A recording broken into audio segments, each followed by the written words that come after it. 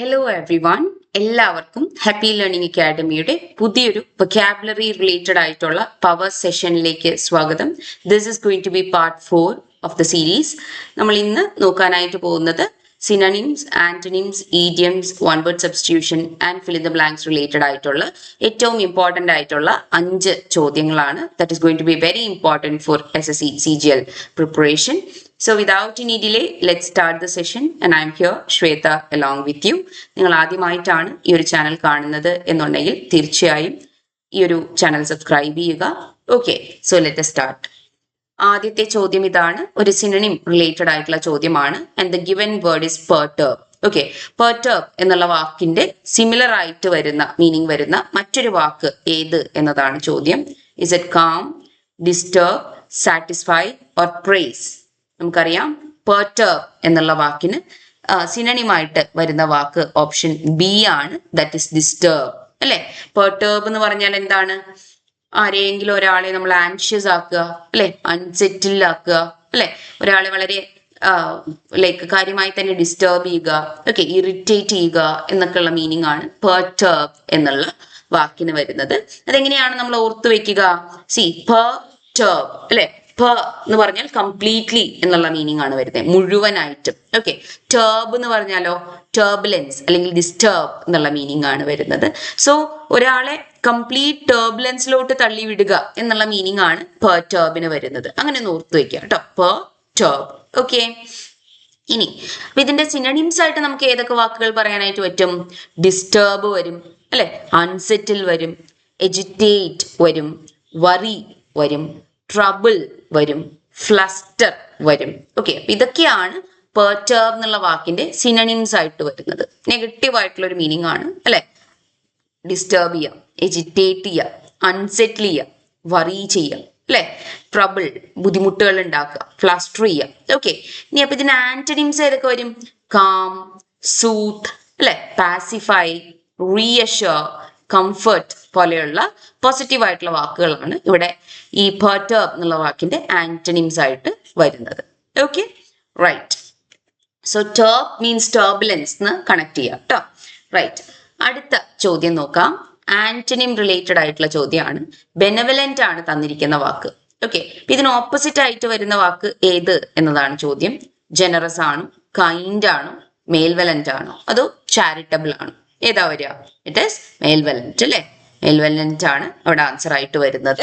So നമുക്കറിയാം benevolent എന്ന് പറഞ്ഞാൽ എന്താണ്?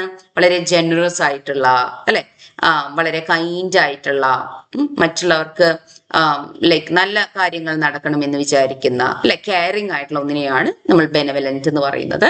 ഇനി മെൽവലന്റ് എന്ന് പറഞ്ഞാലോ വളരെ ക്രൂവൽ ആയിട്ടുള്ള, അല്ലെ, മെലീഷ്യസ് ആയിട്ടുള്ള, ഹാംഫുൾ ആയിട്ടുള്ള, അല്ലെ, സ്പൈറ്റ്ഫുൾ ആയിട്ടുള്ള, വിക്കഡ് ആയിട്ടുള്ള. ഓക്കെ, വളരെ നെഗറ്റീവ് ആയിട്ടുള്ള ഒരു വാക്കാണ് മാൽവലന്റ്. ഓക്കെ, മാൽവലന്റ് എന്ന് പറഞ്ഞാൽ സി, മാൽ എന്നുള്ള ആ ഒരു റൂട്ട് അവിടെ വരുന്നുണ്ട്, അല്ലെ. മാൽ എന്ന് പറഞ്ഞാൽ എന്താണ്? ബാഡ് അല്ലെങ്കിൽ ഈവിൾ എന്നുള്ള മീനിങ് ആ വരുന്നത്. ഓക്കെ, ഇനി ബെനെ എന്ന് പറഞ്ഞാലോ ലാറ്റിനിൽ ബെനെ എന്ന് പറഞ്ഞാൽ ഗുഡ് ആണ്.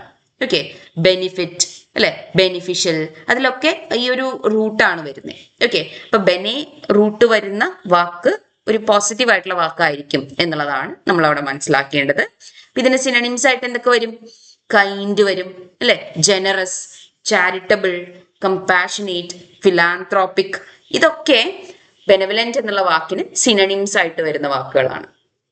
Okay, right. അപ്പൊ നമുക്കിനി അടുത്ത ചോദ്യം നോക്കാം. ഈഡിയമാണ് bite the bullet. Okay, bite the bullet എന്നുള്ള ഈഡിയം കൊണ്ട് ഉദ്ദേശിക്കുന്നത് എന്താണ്? Is it to eat something hard, or to shoot someone, or to endure a painful situation bravely, or to argue violently? Bite the bullet എന്നതുകൊണ്ട് ഉദ്ദേശിക്കുന്നത് എന്താണ്? It is to endure a painful situation bravely, അല്ലെ.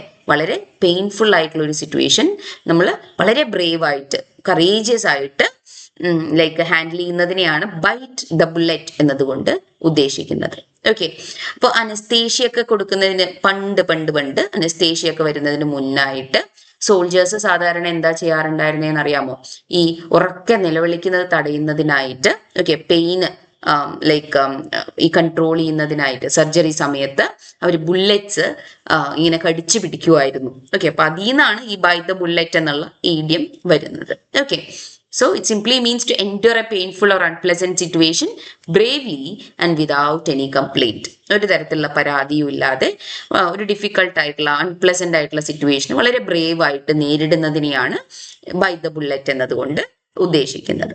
Okay, so ഒരു example പറയുകയാണെങ്കിൽ I hate the dentist but I bit the bullet and got my tooth extracted. Okay, ഇപ്പം എനിക്ക് ഡെന്റിസ്റ്റിന് ഇഷ്ടമായിരുന്നില്ല, പക്ഷെ ഞാൻ അതൊക്കെ ആ ഒരു അൺപ്ലസന്റ് ആയിട്ടുള്ള സിറ്റുവേഷന് വളരെ ബ്രേവ് ആയിട്ട് ഹാൻഡിൽ ചെയ്തുകൊണ്ട് എൻ്റെ ടൂത്ത് അല്ലെ ഞാൻ പല്ല് എക്സ്ട്രാക്ട് ചെയ്യിപ്പിച്ചു എന്നതാണ് പറയുന്നത്. Okay, right. അപ്പോൾ അടുത്ത ചോദ്യം നോക്കാം. ഇനിയുള്ളത് ഒരു വൺ വേർഡ് സബ്സ്റ്റിറ്റ്യൂഷൻ ആണ്.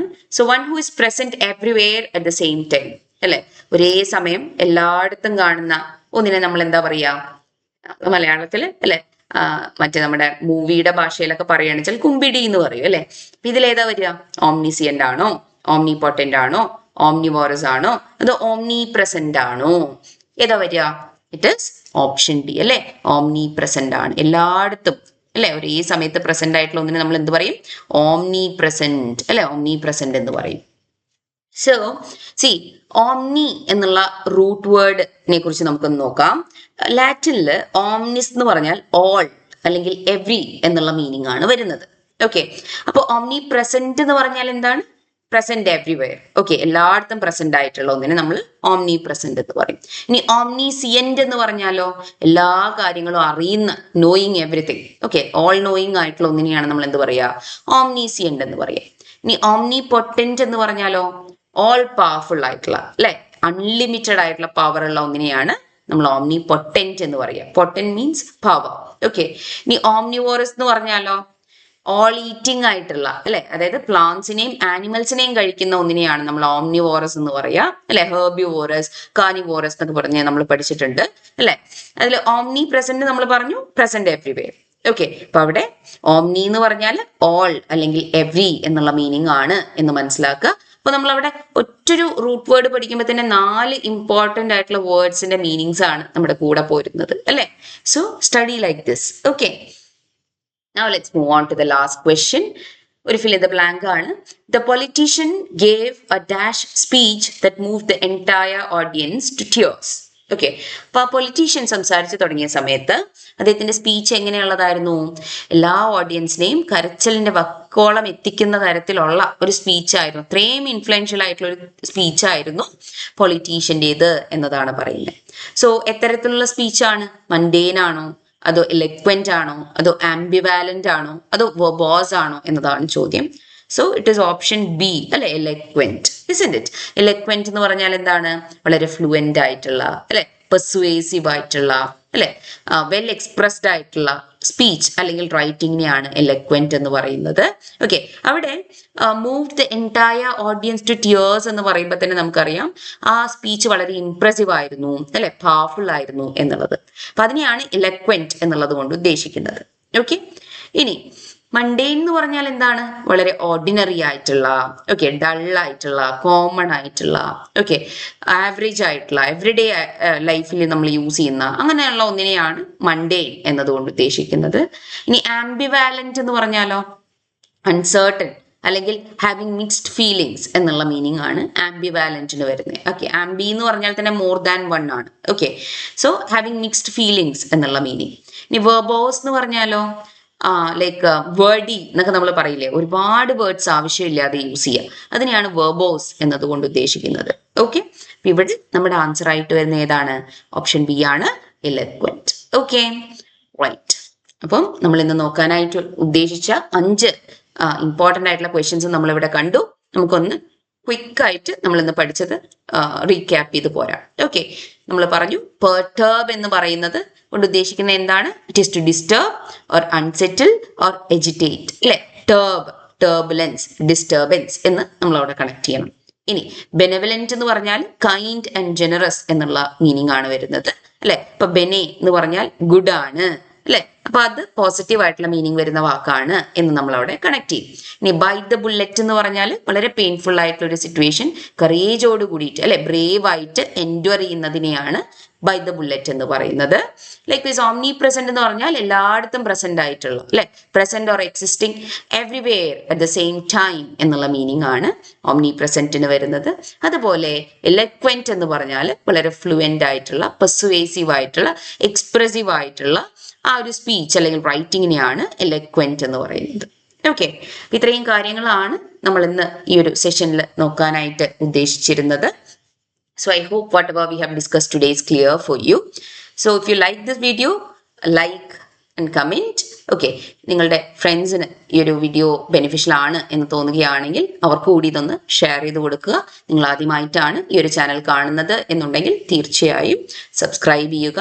ഓക്കെ, അപ്പം thank you so much for your patient listening. അടുത്ത വൊക്കാബുലറി പവർ സെഷനുമായി വീണ്ടും കാണാം. Happy learning.